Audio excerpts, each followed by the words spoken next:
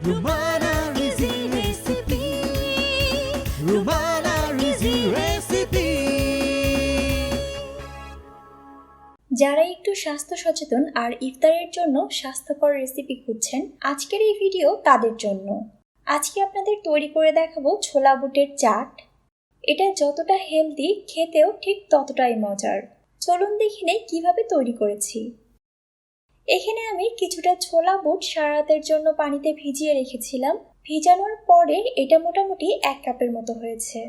সাথে নিয়েছি কিউব করে কেটে নেওয়া 1 কাপ পরিমাণ আলু।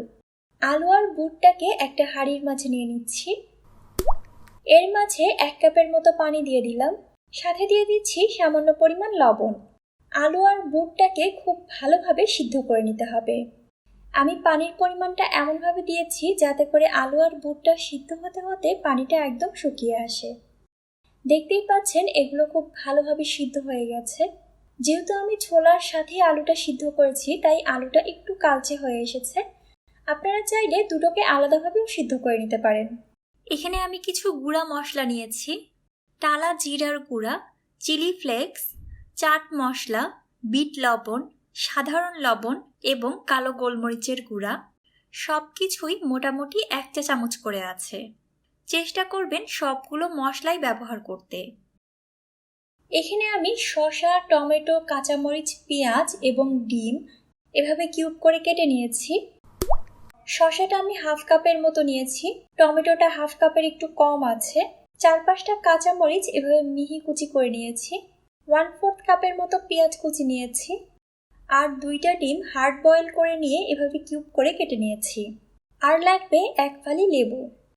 একটা মিক্সিং বলে সিদ্ধ করা আলু আর ছোলাটা নিয়ে নিচ্ছি।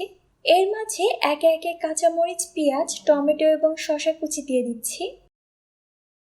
গুঁড়া মশলাগুলো দিয়ে দিলাম। সব কিছুকে আলতো হাতে মাখিয়ে নিচ্ছি। আপনারা চাইলে শসা, টমেটো, পেঁয়াজ বা মরিচের পরিমাণ একটু কমিয়ে বা বাড়িয়েও দিতে পারেন।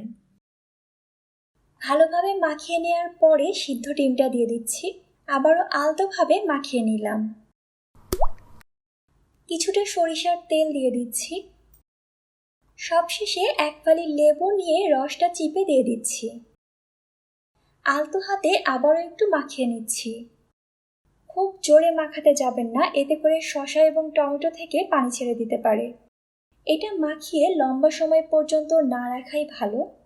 ইফতারের জন্য তৈরি করতে চাইলে সব কিছু কেটে রেডি করে রাখবেন। জাস্ট ইফতারের 5 মিনিট আগে সব কিছুকে মাখিয়ে নেবেন। আমার চাটটা একদম রেডি। আমি একটা ছোট বাটিতে তুলে নিচ্ছি। উপর থেকে কিছুটা ঝুরি চানাচুর দিয়ে দিচ্ছি। আপনারা চাইলে উপর থেকে কিছুটা তেঁতুলের টকও দিয়ে দিতে পারেন। আজকের এই ভিডিওটি কেমন লাগলো তা অবশ্যই কমেন্ট করে জানাবেন। ভালো লাগলে লাইক দিয়ে উৎসাহিত করবেন। আমার চ্যানেলে ইফতারের আরও অনেক মজার মজার রেসিপি আছে, চাইলে সেগুলো দেখে নিতে পারেন। আজকের মতো এখানেই বিদায় নিচ্ছি। আল্লাহ হাফেজ।